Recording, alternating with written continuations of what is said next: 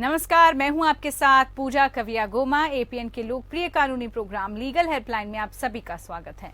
इसमें हमारे कानूनी विशेषज्ञ रोजमर्रा की जिंदगी की समस्याओं से जुड़े कानूनी मसलों पर आपकी शंकाओं का समाधान करते हैं। आप भी इस प्रोग्राम से जुड़ सकते हैं, फोन करके कानूनी राय ले सकते हैं।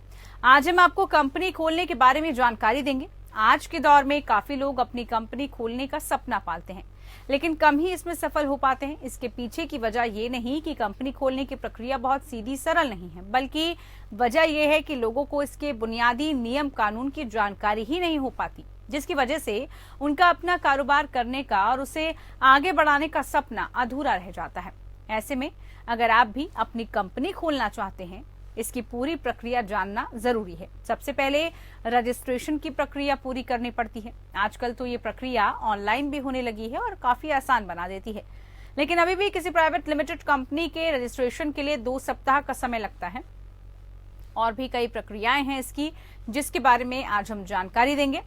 ये तो कुछ बुनियादी जानकारी हमने आपको दी। विस्तार में जानकारी देने के लिए आज हमारे साथ कानूनी विशेषज्ञ अधिवक्ता परमानंद पांडे जी हैं।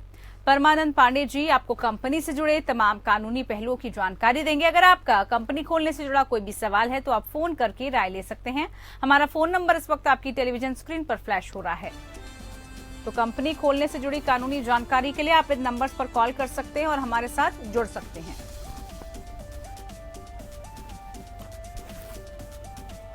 चलिए, खास मेहमान हमारे साथ जुड़ चुके हैं। परमानंद पांडे जी, बहुत स्वागत है कार्यक्रम में आपका। जैसे हमने कार्यक्रम में शुरुआत की, सबसे पहले आपसे हम जानना चाहेंगे, भारतीय कंपनी अधिनियम के तहत जो कंपनी की परिभाषा है, उस परिभाषा को कैसे परिभाषित किया गया है इसमें? पूजा जी, आपने ठीक ही कहा कि कंपनी खोलना बहुत आसान हो गया है। ये कोई कठिन प्रक्रिया नहीं है। इसमें वास्तव में 2 हफ्ते से कम समय लगते हैं। 10 से 12 दिन के भीतर एक कंपनी का रजिस्ट्रेशन हो जाता है, अगर कोई इसके लिए प्रयास करे। कंपनी, जैसा कि आपको मालूम ही होगा या किसी को, सबको भी मालूम है कि कंपनी शब्द ही इस चीज को परिभाषित कर देता है कि 2-4 लोगों के साथ हो या एक अकेला का भी हो, एक कंपनी उसकी एक लीगल एंटिटी बन जाती है। वह ऐसा नहीं है कि इंडिविजुअल से ज्यादा उसकी एक ज्यूरिस्टिक वैल्यू बन जाती है। वो एक कंपनी के रूप में उसका एक लीगल एंटिटी बन जाती है। इसी नाते कंपनी खोलना जरूरी होता है। जो कोई लोग बिजनेस करते हैं, जो व्यापार करना चाहते हैं। अब कंपनियां कई तरह की होती हैं, उसके बारे में बिल्कुल आगे धीरे धीरे हम चर्चा करेंगे। लेकिन मुख्य बात इसमें यही है कि कंपनी एक एसोसिएशन है। एक लोगों का मिलजुल करके, एक समान धर्मा लोगों को, समान विचारधारा के लोगों को एक सामने आकर के एक कंपनी बना करके और फिर अपने बिजनेस को स्टार्ट करने की प्रक्रिया को ही कंपनी कहते हैं। बिल्कुल। तो परमानंद जी, ये तो हमने परिभाषा समझी कि कंपनी की जो परिभाषा है वो क्या होती है। अब सबसे अहम और सबसे शुरुआती सवाल जो हर किसी के जहन में आता है कि कंपनी को रजिस्टर करना क्यों आवश्यक है और इस रजिस्टर को कैसे किया जा सकता है? देखिए, कंपनी के रजिस्टर कराने से कई फायदे हो जाते हैं। सबसे पहले तो ये है कि जो लोग कंपनी बनाते हैं, उनका अपना एक अलग से उसका वैधानिक अस्तित्व हो जाता है, उसका लीगल एंटिटी हो जाती है। इस नाते सारी जिम्मेदारी कंपनी पर ही आ जाती है। अगर कंपनी में लाभ होता है तो कंपनी को लाभ होगा, और जिसके लाभ को आप लोग डिवाइड कर सकते हैं, जो लोग कंपनी में शामिल हैं। और लगा लाभ नहीं होता है तो भी उसमें किसी एक व्यक्ति के रूप पर कोई जन की जिम्मेदारी नहीं आएगी कि उसका हानि जो है वही व्यक्ति उसके लिए जिम्मेदार होगा। ऐसा कुछ नहीं है। वो कंपनी पर ही उसका लाभ और कंपनी को ही उसका हानि उठानी पड़ती है। इसमें एक फायदा और भी होता है कि जैसे टैक्स के बारे में, टैक्स की अगर बात करते हैं तो वो इंडिविजुअल पर टैक्स नहीं जाता है, वो कंपनी पर टैक्स होता है। एक चीज इसके साथ और भी होती है कि कंपनी पर अगर मान लीजिए कोई सरकार कोई तरह की सुविधा देना चाहती है तो वो सुविधा कंपनी को मिलेगी, न कि इंडिविजुअल को मिलेगी, न कोई व्यक्ति को मिलेगी। तो इस तरह से कंपनी खोलने के कई फायदे होते हैं। इस चीज को ध्यान में रख करके ही लोग कंपनी खोलते हैं। बिल्कुल। तो कंपनी खोलने के बारे में आपने बताया कि इसकी आवश्यकता क्यों होती है और इसको रजिस्टर जो है वो कैसे किया जाता है। इसके अलावा कंपनी रजिस्टर कराने के लिए अगर हम दस्तावेजों की बात करें, कागजात की बात करें, तो कौन कौन से दस्तावेजों की आवश्यकता पड़ती है? जी, अब मुख्य बात आती है कि कंपनी रजिस्टर कराने के लिए क्या करिए। मान लीजिए अगर आप पब्लिक लिमिटेड कंपनी खोलना चाहते हैं या प्राइवेट कंपनी खोलना चाहते हैं या लिमिटेड लायबिलिटी वाली कंपनी खोलना चाहते हैं, तो उसमें सबसे जरूरी चीज ये होती है कि उसका एक आर्टिकल एसोसिएशन बना लें और मेमोरेंडम ऑफ एसोसिएशन बना लें। यानी किन दिशाओं में काम करने के लिए कंपनी रखी जाएगी, किस चीज के लिए, तो इसका उद्देश्य क्या होगा, और अगर इसमें लाभ होता है तो किस किस आधार पर इसके मुनाफे को बांटा जाएगा, क्या हानि होती है तो किन स्थितियों में आते हैं, ये एक मेमोरेंडम ऑफ एसोसिएशन जो होता है तैयार करते हैं। जी। और मेमोरेंडम ऑफ एसोसिएशन या आर्टिकल ऑफ एसोसिएशन तैयार करने के बाद आप उसके लिए एक फॉर्म मिलता है, फॉर्म रजिस्ट्रार कंपनीज एक्ट के तहत रजिस्ट्रार के यहाँ से वो फॉर्म मिलता है। उस फॉर्म को भरने के बाद फिर वो कंपनी का रजिस्ट्रेशन हो जाता है। जो लोग उसमें शामिल होते हैं कंपनी बनाने के लिए, उनका पैन नंबर जरूरी होता है, उनका एड्रेस जाना जरूरी होता है, उनका आधार कार्ड अब आवश्यक हो गया कि आधार कार्ड आप दीजिए जिससे आपके एड्रेस के क्लियर पता चल जाए। ये 2-3-4 चीजें ऐसी होती हैं जिनको पूरा करने के बाद कंपनी का रजिस्ट्रेशन आप करा सकते हैं। फिर किस तरह की कंपनी का रजिस्ट्रेशन कराना चाहते हैं उसके बारे में भी आपको विस्तार से बताना पड़ेगा। लेकिन सबसे जरूरी चीज है कि कंपनी का उद्देश्य क्या है, ऑब्जेक्ट क्या है, इसका मेमोरेंडम ऑफ एसोसिएशन बनाना जरूरी होता है। सबसे पहले तो जरूरी चीज वही है कि उसका मेमोरेंडम ऑफ एसोसिएशन तैयार करें, आधार कार्ड ले लोगों का, पैन कार्ड ले लें, प्रूफ का एड्रेस ले लें, और बाकी जो चीजें जिससे कि आपको चिन्हित किया जा सके, ये 2-3 चीजें आपके जरूरी हैं के आधार पर कंपनी का रजिस्ट्रेशन आप करा सकते हैं। बिल्कुल। अब ऐसे में परमानंद जी, कंपनी के डायरेक्टर की अगर हम बात करें तो कंपनी के डायरेक्टर कौन हो सकते हैं और उन डायरेक्टर्स की या उन लोगों की क्या अहम जिम्मेदारियां होती हैं? ये बात बहुत महत्वपूर्ण है कि कंपनी का डायरेक्टर कौन हो सकता है। कंपनी का डायरेक्टर अगर मान लीजिए अपनी प्राइवेट कंपनी है तो कंपनी का डायरेक्टर जो कंपनी बनाने जा रहा है वो बना सकता है। लेकिन कंपनी का डायरेक्टर अगर पब्लिक लिमिटेड कंपनी है तो पब्लिक लिमिटेड कंपनी को वह अधिकार शेयर होल्डर्स को होता है कि वो उसमें डायरेक्टर किसको बनाए। शेयर होल्डर कंपनी है तो बड़ी कंपनी है, पब्लिक लिमिटेड कंपनी है, तो उसमें शेयर होल्डर के लोग ही तय कर सकते हैं कि कौन व्यक्ति हमारा कंपनी का डायरेक्टर हो सकता है और किसके हाथ में जिम्मेदारी दी जा सकती है। क्योंकि कंपनी के डायरेक्टर का पद कोई ऐसा तैसा पद नहीं है, बहुत महत्वपूर्ण पद है। यही कंपनी की दिशा तय करते हैं कि हाँ किस तरफ से इस कंपनी को ले जाया जाएगा, किस ढंग से कंपनी का संचालन किया जाएगा, किस ढंग से इसमें मुनाफे का वितरण होगा या मुनाफा कैसे कमाया जाएगा, या मान लीजिए हानि हो जाती है किन्हीं विपरीत परिस्थितियों में तो उसको कैसे निपटा जाएगा। ये सारा काम डायरेक्टर्स के ऊपर होता है। इस नाते डायरेक्टर का पद बहुत ही महत्वपूर्ण पद होता है। उसमें 2 पद होते हैं, एक तो चेयरमैन का भी जब चुनाव होता है जिसमें शेयर होल्डर्स लोग चुनाव करते हैं, और डायरेक्टर के चुनाव में भी एक तरह का नियुक्ति भी वही शेयर होल्डर्स ही करते हैं कितने डायरेक्टर होंगे। उन्हीं में एक बोर्ड ऑफ डायरेक्टर्स होता है।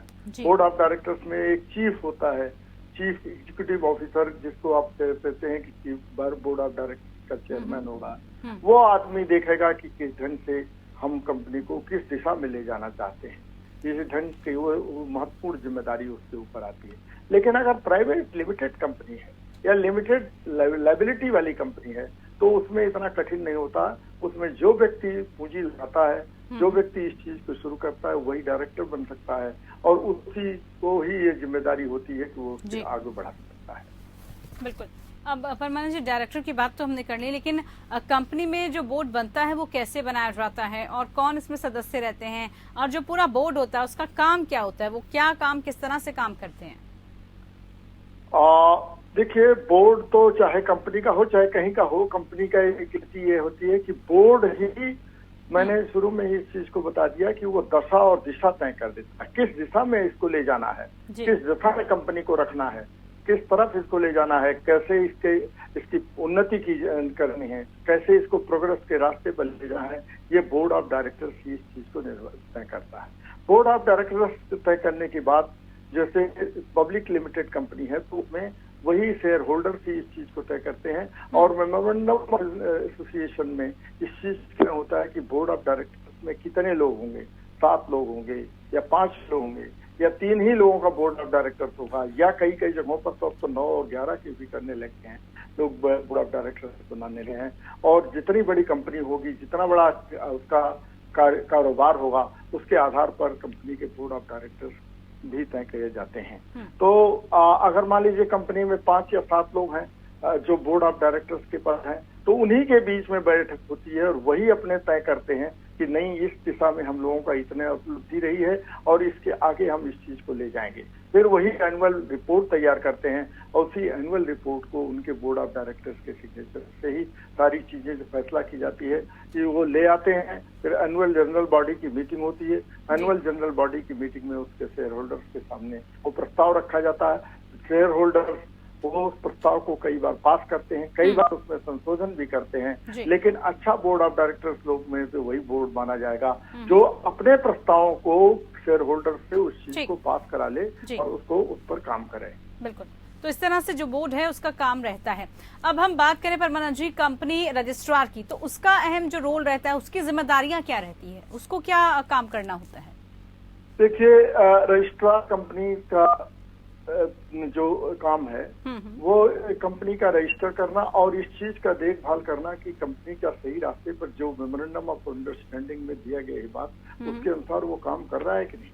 अगर मान लीजिए कुछ लोग उस पर शिकायत करते हैं तो उसकी जांच भी कर जाती है।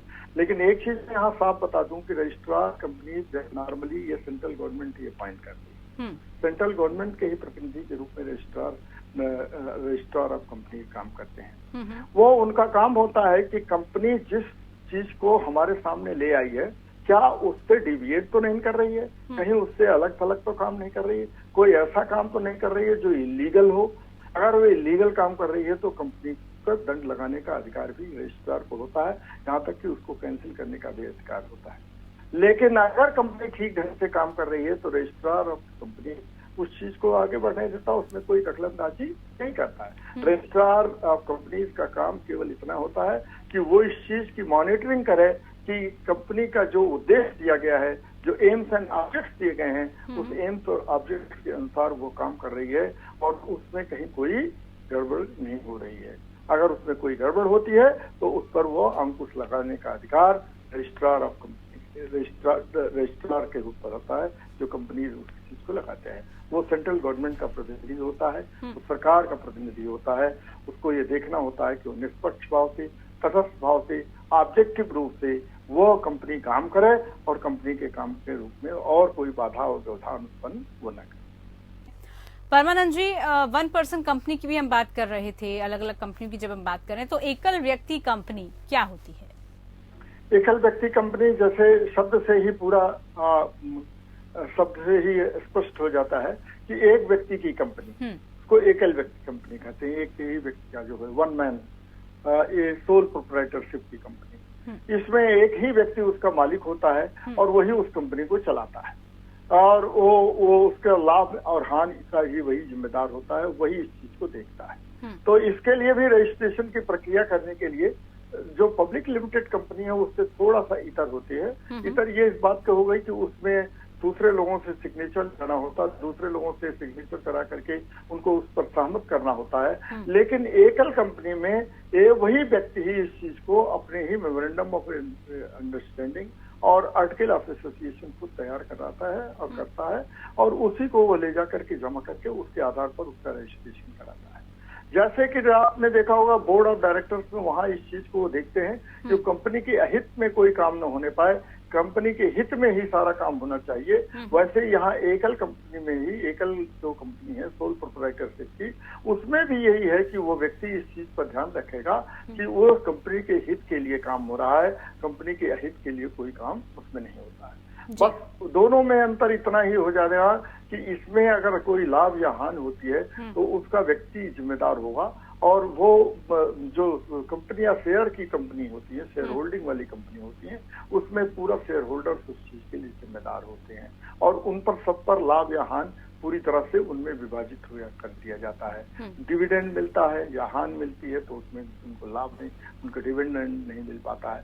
लेकिन यहाँ पर अगर लाभ हुआ तो पूरे डिविडेंड के हकदार यही होंगे और हानि हुई तो भी इसकी जिम्मेदारी इन्हीं को उठानी पड़ेगी। लेकिन जहां तक और जो 3 चीजों की बात है, टैक्स बेनिफिट इनको भी मिलेगा। अगर कोई सरकार के नियम आता है, ऐसा नियम बनने आ जाता है कि कंपनियों को प्रोत्साहन देना है, तो उस प्रोत्साहन के हकदार ये लीगल कंपनी भी हो सकती है। इस नाते थोड़ा सा अंतर है दोनों में, बस केवल यही है कि उसका व्यापक रूप होता है, बड़ा रूप होता है, विशद रूप होता है। यहाँ ये छोटा और संक्षिप्त रूप है, छोटे में ही काम करना पड़ता है। अब सार्वजनिक कंपनी यानी कि पब्लिक लिमिटेड कंपनी की बात करें तो वो क्या होती है, उसका किस तरह से कामकाज रहता है?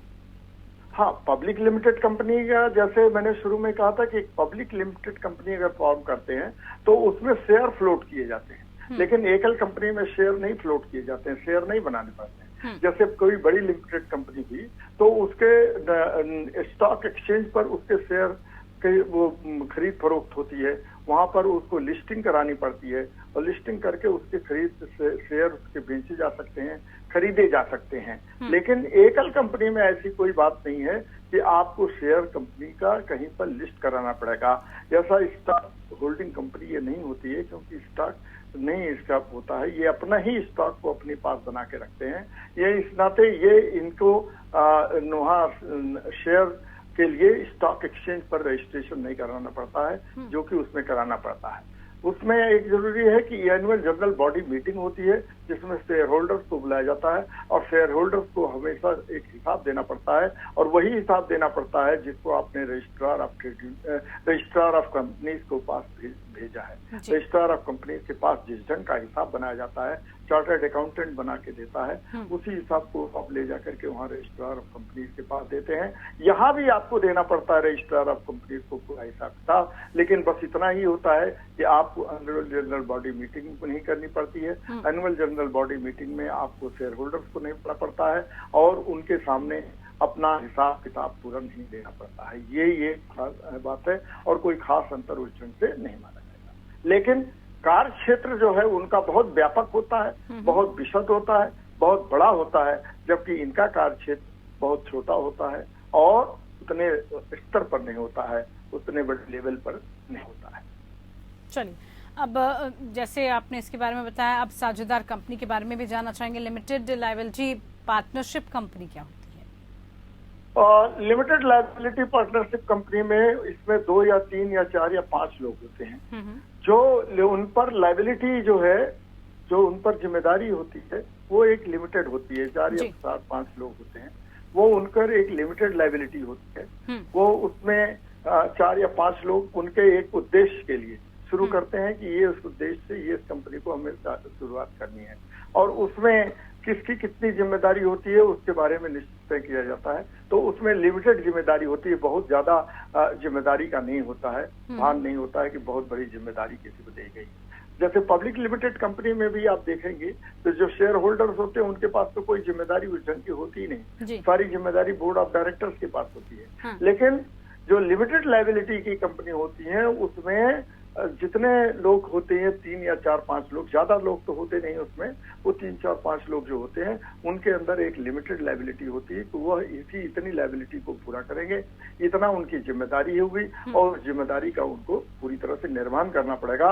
और उस जिम्मेदारी में इतना इस चीज का ध्यान रखना पड़ेगा कि वो कंपनी ऐसे किसी काम में नहीं करती है जिसके कंपनी का कोई अहित हो।